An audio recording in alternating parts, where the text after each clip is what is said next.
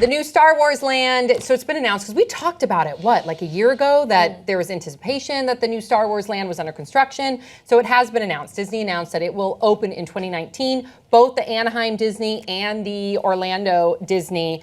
And it's exciting because we don't have very many details, but I have some. But then there's also some artist renditions. Wow.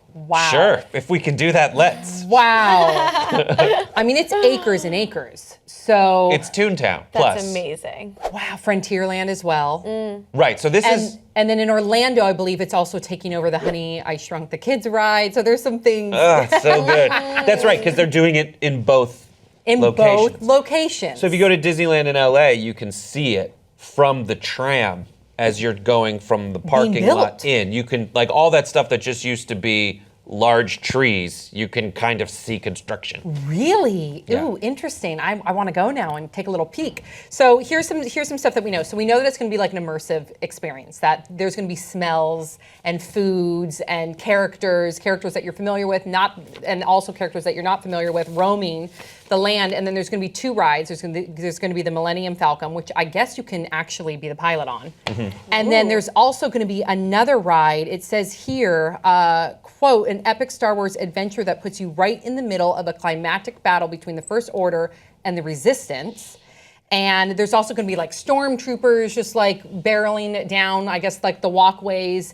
And then there's going to be the cantina, not the cantina, but there's going to be a cantina, and it's supposed to be like this big immersive world where you can eat, drink. I don't know if that means alcohol. I'm If curious. it's in Disneyland, the answer's no. I know. California Adventure is the only place where you can get wasted. Yeah. Unless you go in the special club, whatever, that you've been in. I have been there, yes. I'm super jealous. Okay, so thoughts, 5 words or less. The happiest place not on Earth. The Falcon has Disney landed. Good for the soul, Lo. Wookiee! Yay! Sam! Points for Sam!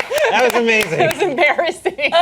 Okay, so I thought of another one. Right, okay, I can't 5 words? Yeah, I can't wait to walk around. Yeah. Wow! That's really good. So I'm so excited for this. I cannot wait. So 2019, we don't know if it's what do you think, spring, summer? Probably summer, spring. Yeah. Yeah, sure, why not? Are you guys surprised that it took this long? That's what I was surprised, because I'm reading about it. It seems so well thought out. I mean, it sounds amazing. I really can't wait to go. I've never been to, I've been to Disney, the one in Florida, when I was like 5, but I don't really remember it.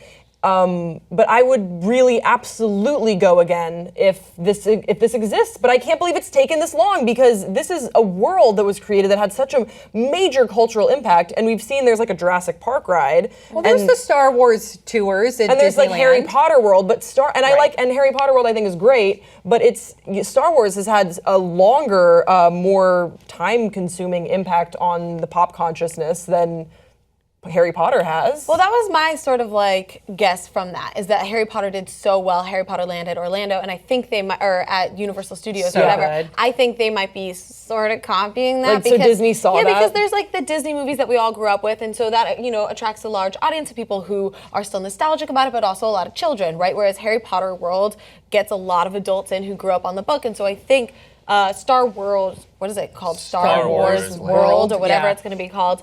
Or Star Wars Land, Star Wars Land, Yeah. whatever. I think Star World is going would be to cool. attract a lot of older people, right? And so now Young and old, you're right. Yeah, I think it's a business. Yeah, decision. one of my old boss has a kid, and he like Instagrammed the experience of showing Star Wars to his son for the first time, and it was really awesome. It's so cool. And then more to fill in the timeline, they had Tomorrowland, at least in That's right. tell the story through Disneyland. So they had Tomorrowland, which then they introduced Star Tours, and Star Tours was originally themed to be like essentially like you're going through space and whatever, but Disney recently completed the purchase of everything Star Wars. So now they actually own it. And since the purchase, they've been increasing the presence of Star Wars in Disneyland. Makes sense.